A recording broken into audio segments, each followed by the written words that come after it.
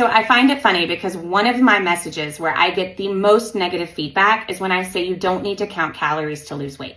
But let me clarify.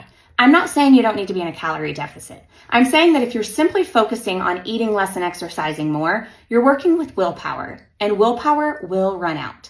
But if you focus instead on lowering insulin levels, that's where you're going to be more successful, because when your insulin is high, it does three things.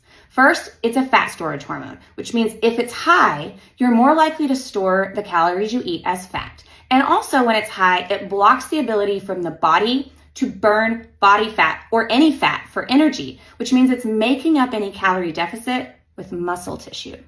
Number two is that when insulin is too high, it makes you more hungry and it makes you crave carbs, which is going to be difficult for you to eat less.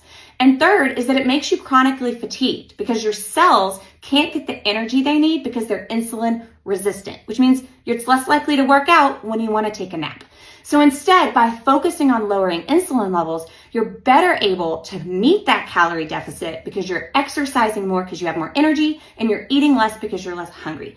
That is how you make a sustainable calorie deficit and lose weight.